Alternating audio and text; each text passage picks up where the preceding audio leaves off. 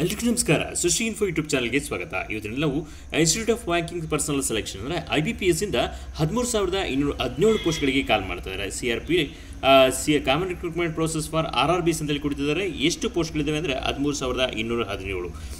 ದೇಶದ ಬೇರೆ ಬೇರೆ ಬ್ಯಾಂಕಲ್ಲಿ ಕಾಲ್ ಮಾಡಿರುವಂಥ ವಿವಿಧ ಹುದ್ದೆಗಳು ಇಲ್ಲಿ ಇದಾವೆ. ಅದು ಸಂಪೂರ್ಣ ಮಾಹಿತಿಯನ್ನು ನೋಡ್ತಾ ಹೋಗೋಣ. ಅಪ್ಲಿಕೇಶನ್ ಹಾಕೋದು ಹೇಗೆ, ಅಪ್ಲಿಕೇಶನ್ ಹಾಕೋದು ಯಾವಾಗ ಪ್ರಾರಂಭ ಆಗುತ್ತೆ, ಏನು ಕ್ವಾಲಿಫಿಕೇಷನ್ ಇದೆ, ಎಷ್ಟು ಫೀಸ್ ಇದೆ, ಅಪ್ಲಿಕೇಶನ್ ಹೇಗೆ ಹಾಕೋದು, ಯಾವಾಗ ಎಕ್ಸಾಮ್ ಇದೆ, ಸಂಪೂರ್ಣ ಮಾಹಿತಿನ ಈ ವಿಡಿಯೋದಲ್ಲಿ ನೋಡ್ತಾ ಹೋಗುತ್ತೆ. ಬನ್ನಿ ವಿಡಿಯೋನ ಪ್ರಾರಂಭ ಮಾಡೋಣ. ವಿಡಿಯೋ ಪ್ರಾರಂಭ ಮಾಡೋದಕ್ಕಿಂತ ಮುಂಚೆ ಇದೇ ಮೊದಲನೇ ಬಾರಿಗೆ ನಮ್ಮ ಚಾನಲ್ಗೆ ಭೇಟಿ ನೀಡಿದರೆ ತಪ್ಪದೆ ಸಬ್ಸ್ಕ್ರೈಬ್ ಮಾಡಿ ಅಂತ ಕೇಳ್ಕೊಳ್ತಾ ವಿಡಿಯೋನ ಪ್ರಾರಂಭ ಮಾಡೋಣ.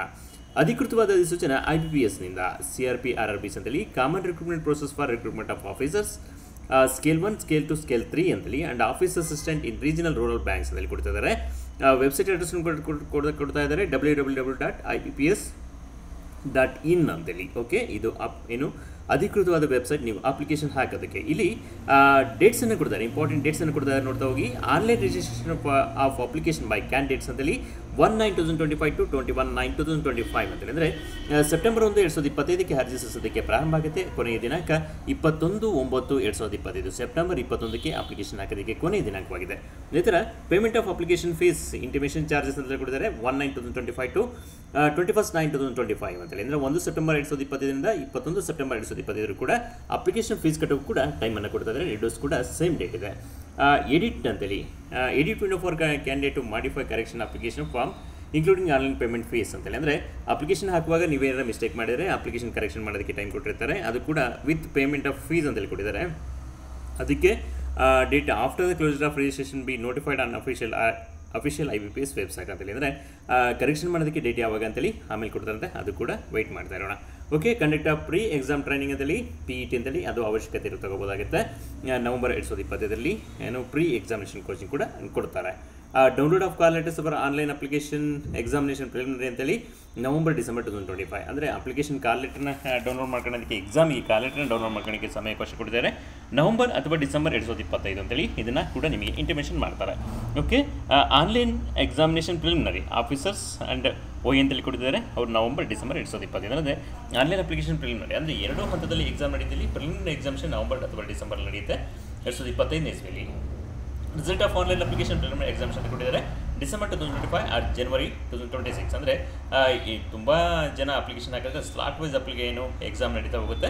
ಇಲ್ಲಿ ಡಿಸೆಂಬರ್ ಮತ್ತು ಜನವರಿಲಿ ಎಕ್ಸಾಮ್ ಕೂಡ ನಡೆಯುತ್ತೆ. ರಿಸಲ್ಟ್ ಕೂಡ ಭಾರತದಲ್ಲಿ ಕೊಡ್ತಾ ಇದ್ದಾರೆ. Okay, download of call for online examination main exam ಅಂತೇಳಿ ಕೊಟ್ಟಿದ್ದಾರೆ. ಇಲ್ಲಿ ಡಿಸೆಂಬರ್ 2025 ಟು ಜನವರಿ 2026 ಅಂತ ಕೊಟ್ಟಿದ್ದಾರೆ. ಅಂದರೆ 2ನೇ ಹಂತದ ಪರೀಕ್ಷೆಗೆ ನೀವು ಆಲ್ ಟಿಕೆಟ್ ಡೌನ್ಲೋಡ್ ಮಾಡೋಕ್ಕೆ ಸಮಯಾವಕಾಶ ಡಿಸೆಂಬರ್ ಮತ್ತು ಜನವರಿ ಅಂತೇಳಿ ಕೊಡ್ತಾ ಇದ್ದಾರೆ. ಓಕೆ, ಆನ್ಲೈನ್ ಎಕ್ಸಾಮಿನೇಷನ್ ಮೈನ್ ಅಂತೇಳಿ ಕೊಟ್ಟಿದ್ದಾರೆ. ಮೇನ್ ಎಕ್ಸಾಮಿನೇಷನ್ ಆನ್ಲೈನ್ ಎಕ್ಸಾಮ್ ನಡೆಯುತ್ತೆ. ಇದು ಕೂಡ ಡಿಸೆಂಬರ್ 2025 ಅಥವಾ ಫೆಬ್ರವರಿ 2026 ಎಕ್ಸಾಮ್ ನಡೆಯೋ ಸಾಧ್ಯತೆ ಇದೆ ಅಂತೇಳಿ. Okay, declaration of results of main single examination scale 1, scale 2, scale 3 ಅಂತೇಳಿ ಜನವರಿ 2026 ರಿಸಲ್ಟ್ ಕೂಡ ಡಿಕ್ಲೇರ್ ಆಗುತ್ತೆ ಜನವರಿ 2026ಕ್ಕೆ. ಅದೇ ಥರ download of call letters for interview for officer scale 1, scale 2, scale 3 ಅಂತೇಳಿ ಜನವರಿ 2026. ಅಂದರೆ ಹೀಗೆ ನೆಕ್ಸ್ಟು ಪ್ರೋಸೆಸ್ಸು ಇಲ್ಲಿ ಇಂಟರ್ವ್ಯೂ ಇರುತ್ತೆ. ಅದಕ್ಕೆ ಜನವರಿ 2026 ಇಂಟರ್ವ್ಯೂ ನಡೆಯೋದು ಸಾಧ್ಯತೆ ಇದೆ ಅಂತೇಳಿ. Download of call letter for interview for officer scale 1, scale 2, scale 3 ಅಂತೇಳಿ ಜನವರಿ 2026 ಕಂಡಕ್ಟ್ ಆಫ್ ಇಂಟರ್ವ್ಯೂ ಅಂದರೆ ಇಂಟರ್ವ್ಯೂ ಕೂಡ ಜನವರಿ ಮತ್ತು ಫೆಬ್ರವರಿ ನಡೆಯುತ್ತೆ. Provisional allotment for officers scale 1, scale 2, scale 3 and office assistant multipurpose ಅಂತೇಳಿ ಫೆಬ್ರವರಿ ಆರ್ ಮಾರ್ಚ್ 2026 ಅಂತೇಳಿ. ಇದು ಫೆಬ್ರವರಿ ಮತ್ತು March 26ಗೆ ಅಲ್ಲಿ ನಿಮಗೆ ಅಪಾಯಿಂಟ್ಮೆಂಟ್ ಆರ್ಡರ್ ಸಿಗುತ್ತೆ, ನೀವು ಕೆಲಸಕ್ಕೆ ಜಾಯ್ನ್ ಆಗ್ತೀರಾ. ಓಕೆ, ಇಷ್ಟು ಕೂಡ ಇಂಪಾರ್ಟೆಂಟ್ ಡೇಟ್ ಇದೆ. ಅಪ್ಲಿಕೇಶನ್ ಹಾಕೋದಕ್ಕೆ ಪ್ರಾರಂಭವಾದ ದಿನಾಂಕ ಮತ್ತು ನೋಡ್ಕೊಳ್ತಾ ಹೋಗಿ ಸೆಪ್ಟೆಂಬರ್ 1, 2025ರಿಂದ ಅಪ್ಲಿಕೇಶನ್ ಹಾಕೋದಕ್ಕೆ ಪ್ರಾರಂಭವಾಗಿದೆ. ಕೊನೆಯ ದಿನಾಂಕ 21 ಸೆಪ್ಟೆಂಬರ್ 2025. 2 ಹಂತದ ಪರೀಕ್ಷೆಗಳು ನಡೆಯುತ್ತೆ. ಇಲ್ಲಿ ತುಂಬ ಡೀಟೇಲ್ ನೋಟಿಫಿಕೇಶನ್ ಇದೆ. 70 ಪೇಜಸ್ ಇರುವಂಥ ಒಂದು ಅಧಿಕೃತವಾದ ಒಂದು ನೋಟಿಫಿಕೇಶನ್ ಆಗಿದೆ. ತುಂಬ ಡೀಟೇಲ್ ಆಗಿ ಕೊಟ್ಟಿದ್ದಾರೆ. ಅದು ಸಂಪೂರ್ಣವಾಗಿ ನೀವು ನೋಡಿಕೊಂಡೇ ಅಪ್ಲಿಕೇಶನ್ ಹಾಕಬೇಕಾಗಿದೆ. ನಾವು ಎಲ್ಲ ವಿಡಿಯೋದಂಗೆ ಹೇಳಿದಂಗೆ ಇಲ್ಲೂ ಕೂಡ ಹೇಳ್ತಾ ಇದ್ದೀವಿ. ನೀವು ಅಪ್ಲಿಕೇಶನ್ ಹಾಕೋದಕ್ಕಿಂತ ಮುಂಚೆ ಈ ನೋಟಿಫಿಕೇಶನ್ ಅಂದರೆ ಅಧಿಕೃತವಾದ ವೆಬ್ಸೈಟ್ಗೆ ಭೇಟಿ ನೀಡಿ ಅಧಿಕೃತವಾದ ನೀವು ನೋಟಿಫಿಕೇಶನ್ ಡೌನ್ಲೋಡ್ ಮಾಡಿಕೊಂಡು ಓದ್ಕೊಂಡು ಅಪ್ಲಿಕೇಶನ್ ಹಾಕೋದು ದೊಡ್ಡದಾಗುತ್ತೆ. ಸಂಪೂರ್ಣವಾಗಿ ಒಂದು ಸರಿ ಓದಲೇಬೇಕಾಗುತ್ತೆ. ಓಕೆ, ಇಲ್ಲಿ ಪೋಸ್ಟರ್ಸ್ ಅಂತ ಕೊಟ್ಟಿದ್ದಾರೆ. Group A officer scale 1, scale 2, scale 3 and group B office assistant multipurpose ಅಂತೇಳಿ ಕೊಟ್ಟಿದ್ದಾರೆ.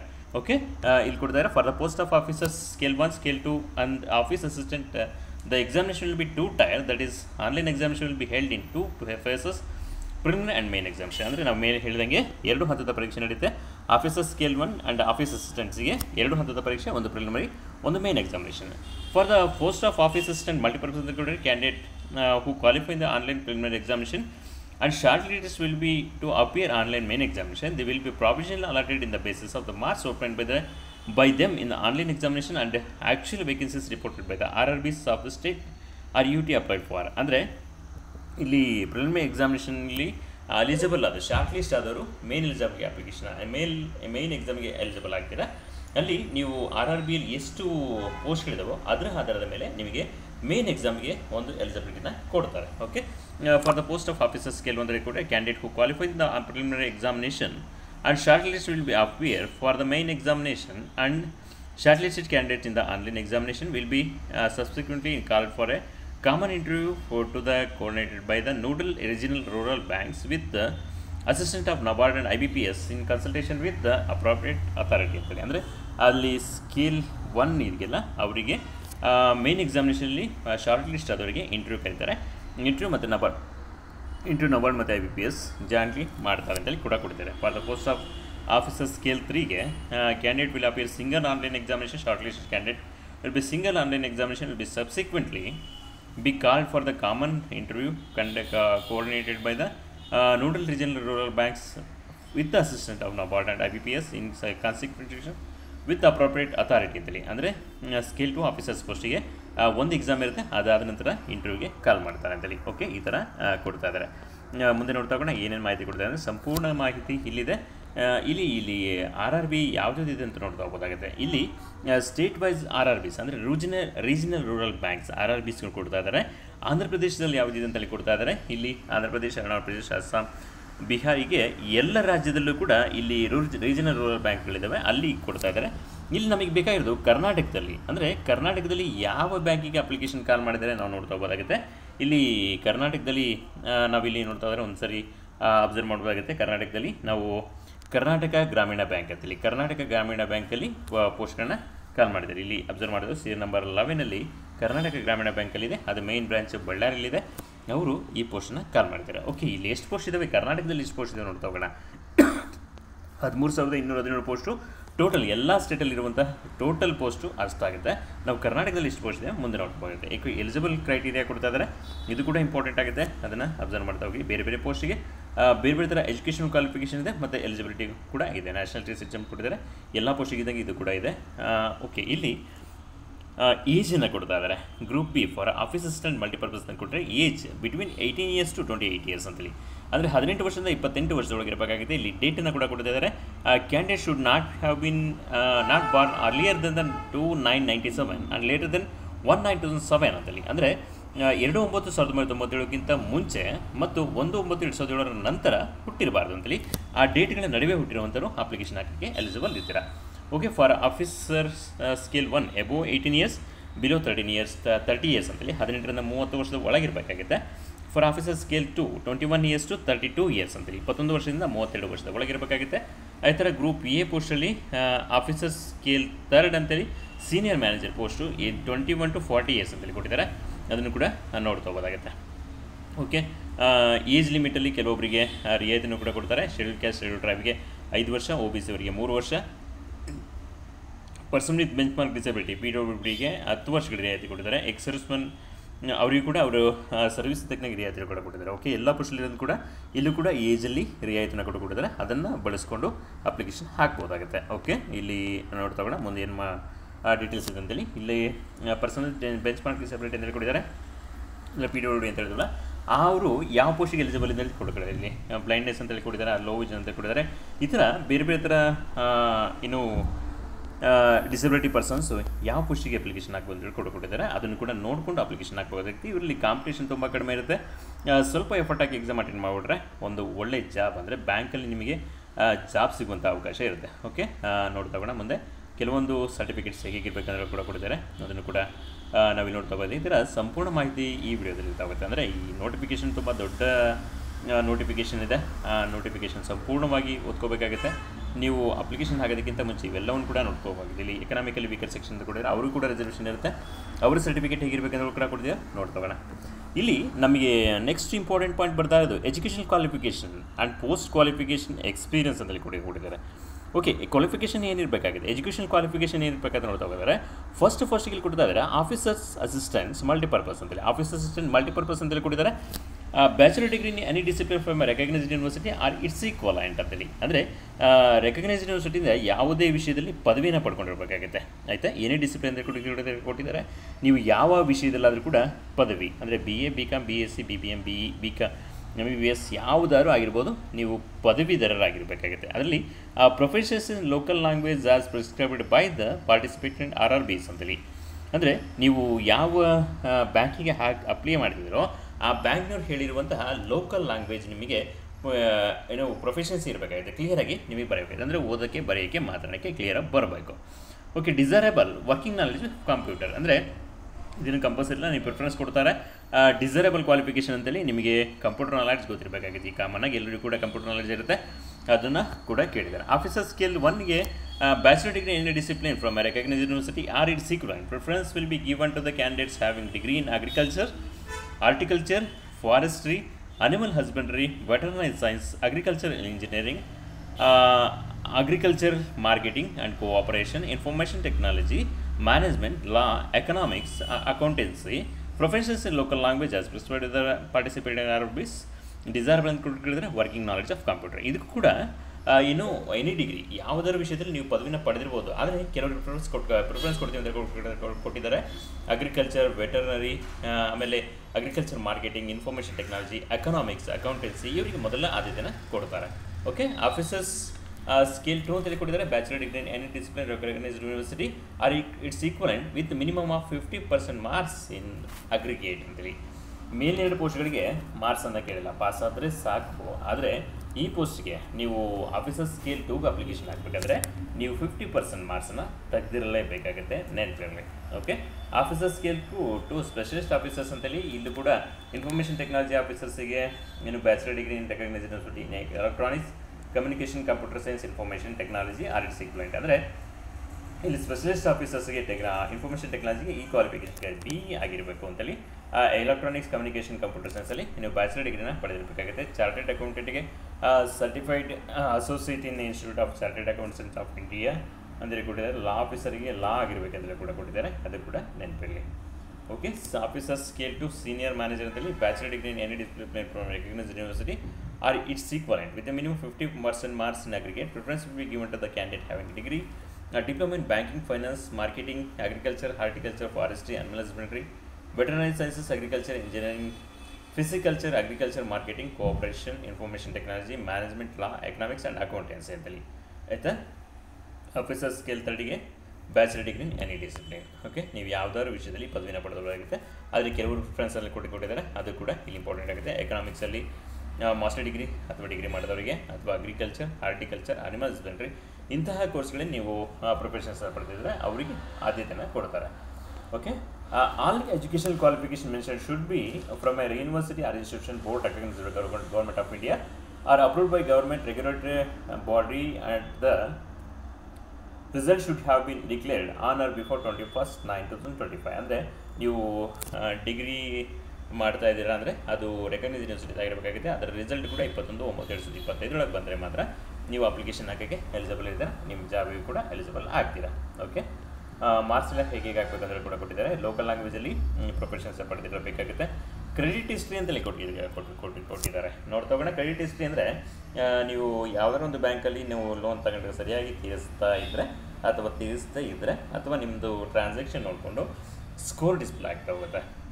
ನಿಮ್ಮ ಅಕೌಂಟ್ ನಂಬರ್ ಮತ್ತು ಪಾನ್ ಕಾರ್ಡ್ ನಂಬರ್ನ ಡಿಸ್ಪ್ಲೇ ಮಾಡಿದ್ರೆ ಅಲ್ಲಿ ಕ್ರೆಡಿಟ್ ಸ್ಕೋರ್ ಡಿಸ್ಪ್ಲೇ ಆಗುತ್ತೆ. ಆ ಕ್ರೆಡಿಟ್ ಸ್ಕೋರ್ ಕೂಡ ಇಲ್ಲಿ ಇಂಪಾರ್ಟೆಂಟ್ ಆಗುತ್ತೆ ನೀವು ಅಪ್ಲಿಕೇಶನ್ ಹಾಕೋದಕ್ಕೆ. ಓಕೆ, ಇಲ್ಲಿ ಫೀಸನ್ನು ಕೊಟ್ಟಿದ್ದಾರೆ. Application fees as intimation charges ಅಂತೇಳಿ officer scale 1, 2, 3ಗೆ ₹175 inclusive of GST for SC, ST, PWD candidates ಅಂತೇಳಿ, ₹850 inclusive GST for all other candidates ಅಂತೇಳಿ. ಆಫೀಸರ್ ಸ್ಕೇಲ್ 1ಗೆ ₹175 ಫೀಸ್ ಇದೆ, SC, ST ಫಿಸಿಕಲಿ ಚಾಲೆಂಜ್ ಪರ್ಸನ್ಗೆ. ಅದೇ ಥರ ₹850 ಫೀಸ್ ಇದೆ ಅದರ್ಸಿಗೆ, ಬೇರೆಯವರಿಗೆ ₹850 ಫೀಸ್ ಇದೆ, ನೆನಪಿರಲಿ. ಓಕೆ, ಆಫೀಸ್ ಅಸಿಸ್ಟೆಂಟ್ ಮಲ್ಟಿಪರ್ಪಸ್ಗೆ 175 for SC, ST, PWD, ESM, DESM ಕ್ಯಾಂಡಿಡೇಟ್ಗೆ. ಅಂದರೆ ಎಕನಾಮಿಕ್ಗೆ ಇಲ್ಲಿ ಎಕ್ಸರ್ವಿಸ್ನವ್ರು ಕೂಡ ಒಂದು ರಿಯಾಯಿತಿನ ಕೊಟ್ಟಿದ್ದಾರೆ. ಆಫೀಸಸ್ ಅಸಿಸ್ಟೆಂಟ್ ಮಲ್ಟಿಪರ್ಸ್ ಪೋಸ್ಟ್ಗೆ 170 ಇದೆ, ಅದರ್ಸಿಗೆ ₹850 ಫೀಸನ್ನು ಕೊಟ್ಟಿದ್ದಾರೆ. ಓಕೆ, ಆನ್ಲೈನ್ ಎಕ್ಸಾಮಿನೇಷನ್ ಸ್ಟ್ರಕ್ಚರ್ ಅಂತೇಳಿ ಕೊಟ್ಟಿದ್ದಾರೆ. ರೀಸನಿಂಗ್, ನ್ಯೂಮರಿಕಲ್ ಎಬಿಲಿಟಿ ಅಂತೇಳಿ ಎರಡರಲ್ಲೂ ಕೂಡ 40 ಕ್ವಶನ್ಸ್ ಇರುತ್ತೆ, 40 ಮಾರ್ಕ್ಸ್ ಇರುತ್ತೆ. ರೀಸನಿಂಗಿಗೆ 25 ನಿಮಿಷಗಳ ಕಾಲಾವಕಾಶಗಳು ಕೊಟ್ಟಿದ್ದಾರೆ, ನ್ಯೂಮರಿಕಲ್ ಎಬಿಲಿಟಿಗೆ 20 ನಿಮಿಷಗಳ ಕಾಲಾವಕಾಶಗಳು ಕೊಟ್ಟಿದ್ದಾರೆ. ಇಲ್ಲಿ 80 ಮಾರ್ಕ್ಸ್ಗೆ ಎಕ್ಸಾಮ್ ನಡೆಯುತ್ತೆ. ಯಾವ ಪೋಸ್ಟಿಗೆ ಅಂದರೆ office assistant multipurpose. Office assistant multipurpose ಪೋಸ್ಟಿಗೆ 80 ಕ್ವಶನ್ಗಳು, 80 ಮಾರ್ಕ್ಸು, 45 ನಿಮಿಷಗಳ ಕಾಲಾವಕಾಶದ ಎಕ್ಸಾಮ್ ಇರುತ್ತೆ. ಓಕೆ, ಅದೇ ಥರ officer skill 1 reasoning and quantitative ಆಪ್ಟಿಟ್ಯೂಡ್ಗೆ 40 ಸೇಮ್ ಇದೆ. 80 ಮಾರ್ಕ್ಸಿನ ಪ್ರಶ್ನೆ ಪತ್ರಿಕೆ, 80 ಅಂಕಗಳು, 45 ನಿಮಿಷ. ಅದೇ ಥರ ಆಫೀಸ್ ಅಸಿಸ್ಟೆಂಟ್ ಮಲ್ಟಿಪರ್ಪಸ್ ಮೇನ್ ಎಕ್ಸಾಮಿಗೆ ಕೂಡ ಕೊಟ್ಟಿದ್ದಾರೆ. Reasoning, computer knowledge, general awareness, English language, Hindi language, numerical ability ಅಂತೇಳಿ ಇದು 200 ಪ್ರಶ್ನೆಗಳು, 200 ಅಂಕಗಳು, 120 ನಿಮಿಷ. ಓಕೆ, ಆಫೀಸರ್ ಸ್ಕೇಲ್ 1ಗೆ 200 ಪ್ರಶ್ನೆಗಳು, 200 ಅಂಕಗಳು, 120 ನಿಮಿಷಗಳಲ್ಲಿ ಕೂಡ ಕೊಟ್ಟಿದ್ದಾರೆ. ಅದನ್ನು ಕೂಡ ನೋಡ್ತಾವೆ. ಈ ಥರ ಇಲ್ಲಿ ಸಂಪೂರ್ಣ ಮಾಹಿತಿನ ಕೂಡ ಕೊಟ್ಟಿದ್ದಾರೆ. ಇಲ್ಲಿ ಈಗ ವರ್ಷನ್ ಆಫ್ ಟೆಸ್ಟ್ ಮೀಡಿಯಮಲ್ಲಿ ಕೂಡ ಕೊಟ್ಟಿದ್ದಾರೆ. ನೀವು ಯಾವ ಸ್ಟೇಟಿಗೆ ಅಪ್ಲಿಕೇಶನ್ ಹಾಕ್ತೀರೋ ಅಲ್ಲಿ ಆ ಲ್ಯಾಂಗ್ವೇಜಲ್ಲಿ ಎಕ್ಸಾಮ್ ನಡೆಯುತ್ತೆ. ಕರ್ನಾಟಕಕ್ಕೆ ನೀವು ಅಪ್ಲಿಕೇಶನ್ ಹಾಕ್ತಿದ್ದಾರೆ ಇಂಗ್ಲೀಷ್, ಹಿಂದಿ, ಕನ್ನಡ ಮತ್ತು ಕೊಂಕಣಿ ಈ 4 ಭಾಷೆಯಲ್ಲಿ ನೀವು ಎಕ್ಸಾಮ್ ಬರೀಲಿಕ್ಕೆ ಅವಕಾಶ ಇದೆ. ಅಂದರೆ 4ರಲ್ಲಿ ಒಂದು ಯಾವ್ದಾದ್ರು ಒಂದು ಭಾಷೆನ ಆಯ್ಕೆ ಮಾಡಿಕೊಂಡು ನೀವು ಎಕ್ಸಾಮ್ ಬರೀಬೋದಾಗುತ್ತೆ. ಈ ಥರ ಇಲ್ಲಿ ಸಂಪೂರ್ಣ ಮಾಹಿತಿನ ಕೂಡ ಕೊಟ್ಟಿದ್ದಾರೆ. ನೋಡ್ತಾ ಹೋದಾಗುತ್ತೆ. ಆಫೀಸರ್ ಸ್ಕೇಲ್ 2ಗೆ ಮತ್ತೆ ಕೊಡ್ತಾ ಇದ್ದಾರೆ ಏನೇನು ಸಿಲೆಬಸ್ ಇರುತ್ತೆ ಅಂತೇಳಿ, ಅಂದರೆ ಎಕ್ಸಾಮ್ ಹೇಗಿರುತ್ತೆ ಅಂತೇಳಿ ಕೊಡ್ತಿದ್ದಾರೆ. ನೋಡ್ತಾ ಹೋದಾಗುತ್ತೆ. Penalty for wrong answers applicable to all preliminary main and single level ಎಕ್ಸಾಮಿನೇಷನ್ಗೆ ಇಲ್ಲಿ ಏನು ನೆಗೆಟಿವ್ ಮಾರ್ಕಿಂಗ್ ಇದೆ 0.25 ಅಂತೇಳಿ. ಅಂದರೆ ನೀವು ಮಾರ್ಕ್ಸ್ ತಗೊಂಡಿದ್ದೀರಲ್ಲ ಅದರಲ್ಲಿ 0.25 ಅಂಕಗಳನ್ನು ಕಟ್ ಮಾಡ್ಕೊಳ್ತಾರೆ. ಅದು ಕೂಡ ನೆನಪಿಲ್ಲಿ ಹುಷಾರಾಗಿ ನೀವು ಪರ್ಫೆಕ್ಟ್ ಆನ್ಸರ್ ಗೊತ್ತಿದ್ರೆ ಅದಕ್ಕೆ ಮಾತ್ರ ಟೇಕ್ ಮಾಡಬೇಕಾಗುತ್ತೆ. ಓಕೆ, ಕಟ್ ಆಫ್ ಸ್ಕೋರನ್ನು ಕೊಟ್ಟಿದ್ದಾರೆ. ಅದನ್ನು ಕೂಡ ನೋಡ್ತಾ ಹೋಗೋದಾಗುತ್ತೆ. ಇವೆಲ್ಲವೂ ಕೂಡ ಕೊಟ್ಟಿದ್ದಾರೆ. ಇಲ್ಲಿ ಎಕ್ಸಾಮಿನೇಷನ್ ಸೆಂಟರ್ಸ್ ಅಂತಲೇ ಕೂಡ ಕೊಟ್ಟಿದ್ದಾರೆ. ಅದು ಅನೆಕ್ಷರ್ 2 ಅಲ್ಲಿ ಅಂತ ಅಲ್ಲಿ ನೋಡ್ತಾ ಹೋಗೋಣ. ಪ್ರೀ ಎಕ್ಸಾಮಿನೇಷನ್ ಟ್ರೈನಿಂಗ್, ಇಲ್ಲಿ ನೀವು ಪ್ರೀ ಎಕ್ಸಾಮಿನೇಷನ್ ಟ್ರೈನಿಂಗ್ ಹೋದರೆ SC/ST ಕ್ಯಾಂಡಿಡೇಟ್ಗೆ ಎಕ್ಸರ್ಸ್ ಮೇರೆಗೆ ಪ್ರೀ ಎಕ್ಸಾಮಿನೇಷನ್ ಕೋಚಿಂಗ್ ಕೂಡ ಇರುತ್ತೆ. ನೀವು ಅಪ್ಲಿಕೇಶನ್ ಹಾಕಬೇಕಾದ್ರೆ ಅದನ್ನು ಮೆನ್ಷನ್ ಮಾಡಬೇಕಾಗುತ್ತೆ. Interview scale 1, scale 2, scale 3 officers ಪೋಸ್ಟಿಗೆ ಮಾತ್ರ. ಇಲ್ಲಿ ಮಲ್ಟಿಪರ್ಪಸ್ ಅಂತ ಇದೆಯಲ್ಲ, ಆಫೀಸ್ ಅಸಿಸ್ಟೆಂಟ್ ಮಲ್ಟಿಪರ್ಪಸ್ ಪೋಸ್ಟಿಗೆ ಇಂಟರ್ವ್ಯೂ ಇಲ್ಲ. ಅದು ಕೂಡ ನೆನಪಿರಲಿ ನಿಮಗೆ. ಓಕೆ, ಈ ಥರ ಸಂಪೂರ್ಣ ಮಾಹಿತಿ ಇಲ್ಲಿ ಕೊಡ್ತಿದ್ದಾರೆ. ನಮಗೆ ಇಂಪಾರ್ಟೆಂಟಾಗಿ ಬೇಕಾಗಿರೋದು ಎಷ್ಟು ಪೋಸ್ಟ್ ಇದಾವೆ ಕರ್ನಾಟಕದಲ್ಲಿ ಮತ್ತು ಎಕ್ಸಾಮ್ ಸೆಂಟ್ರು ಯಾವುದಿದೆ ನೋಡ್ತಾ ಹೋಗಿ. ಓಕೆ, ಮುಂದೆ ನೋಡ್ತಾ ಇದ್ದಾರೆ. ತುಂಬ ಡೀಟೇಲಾಗಿ ಕೊಡ್ತಾ ಇದ್ದಾರೆ. ಇದೆಲ್ಲದೂ ಕೂಡ ನಾವು ಹೋಗಬೇಕಾಗುತ್ತೆ.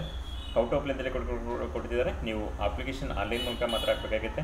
1/9/2020 21/9/2020 ಅಪ್ಲಿಕೇಶನ್ ಹಾಕಬೇಕಾಗುತ್ತೆ. ಅದು ಕೂಡ ನೆನಪಿರಲಿ. ಅಪ್ಲಿಕೇಶನ್ ಹಾಕೋದಕ್ಕೆ ಏನು ವೆಬ್ಸೈಟ್ ಅಡ್ರೆಸ್ಸು www.ibps.in ಅಂತೀವಿ. ಅಲ್ಲಿ ಹೋದರೆ ನೀವು ಅಪ್ಲಿಕೇಶನ್ ಲಿಂಕ್ ಆಗ್ತಾ ಇರುತ್ತೆ. ಇಲ್ಲಿ RRBs ಅಂತಲ್ಲಿ ಕೊಡ್ತಾ ಹೋಗಿ ಡಿಸ್ಪ್ಲೇ ಆಗ್ತಾ ಇರುತ್ತೆ. ಆ RRB ಮೇಲೆ ಕ್ಲಿಕ್ ಮಾಡಿದ್ರೆ ನೀವು ಅಪ್ಲಿಕೇಶನ್ ಓಪನ್ ಆಗುತ್ತೆ.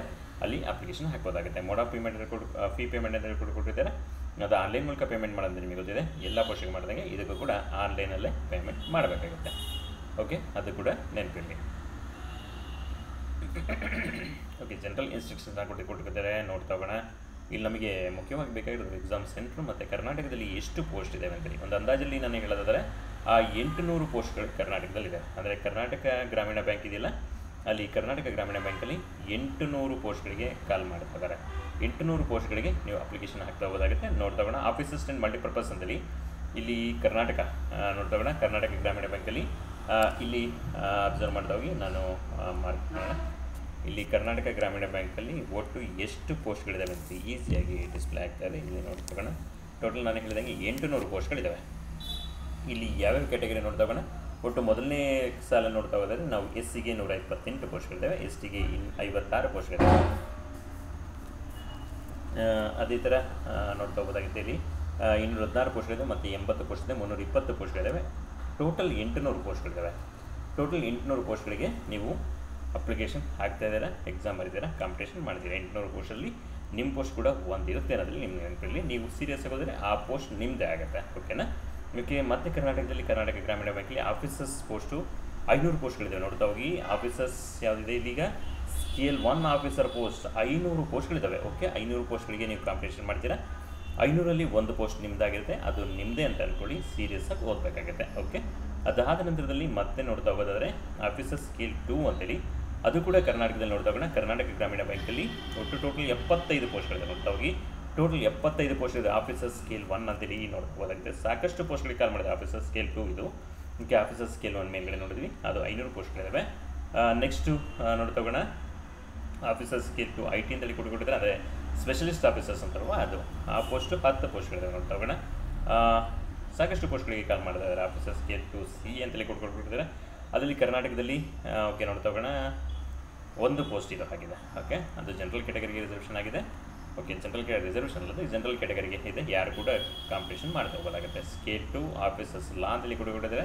ಇಲ್ಲಿ ಕರ್ನಾಟಕ ಗ್ರಾಮೀಣ ಬ್ಯಾಂಕಲ್ಲಿ ಒಟ್ಟು 5 ಪೋಸ್ಟ್ಗಳಿದ್ದಾವೆ ನೋಡ್ತಾ ಹೋಗಿ. ಒಳ್ಳೊಳ್ಳೆ ಪೋಸ್ಟ್ಗಳಿವೆ. ಲಾ ಅಲ್ಲಿ ನೀವು LLB ಮಾಡಿದರೆ ಈ ಪೋಸ್ಟ್ಗೆ ಈಸಿಯಾಗಿ ಆಯ್ಕೆ ಆಗೋ ಅವಕಾಶ ಇರುತ್ತೆ. ಓಕೆ, ಕರ್ನಾಟಕ ಗ್ರಾಮೀಣ ಬ್ಯಾಂಕ್ ಮತ್ತು ಇದು ಪೋಸ್ಟ್ಗಳು ಯಾವುದು ಕೂಡ ಇಲ್ಲ. ಸ್ಕೇಲ್ 2 ಸ್ಪೆಷಲಿಸ್ಟಲ್ಲಿ ಯಾವುದು ಟ್ರೆಜರಿ ಮ್ಯಾನೇಜರ್ ಅಂತೇಳಿ ಅದು ಯಾವುದೇ ಪೋಸ್ಟ್ಗಳಿಲ್ಲ. ಇರಲಿ ನೋಡೋಣ ಇಷ್ಟು ಪೋಸ್ಟ್ಗಳಿದೆಯಲ್ಲ ನೋಡೋಣ. ಆಫೀಸರ್ ಸ್ಕೇಲ್ 2 ಮಾರ್ಕೆಟಿಂಗ್ ಅಂತೇಳಿ ಇಲ್ಲಿ ಕರ್ನಾಟಕ ಗ್ರಾಮೀಣ ಬ್ಯಾಂಕಲ್ಲಿ ಯಾವುದೂ ಕೂಡ ಪೋಸ್ಟ್ ಇಲ್ಲ. ಓಕೆ, ನೋಡ್ತಾ ಹೋಗೋಣ. ಇವರು ಟೋಟಲ್ ಎಲ್ಲ ಬ್ಯಾಂಕು ಕೂಡ ಡಿಸ್ಪ್ಲೇ ಮಾಡಿದರೆ ರೂರಲ್ ರೀಜನಲ್ ಬ್ಯಾಂಕ್ ಅಂತೇಳಿ. ಆಫೀಸರ್ ಸ್ಕೇಲ್ 2 ಅಗ್ರಿಕಲ್ಚರ್ ಅಂತೇಳಿ ಕೊಟ್ಟಿದ್ದಾರೆ.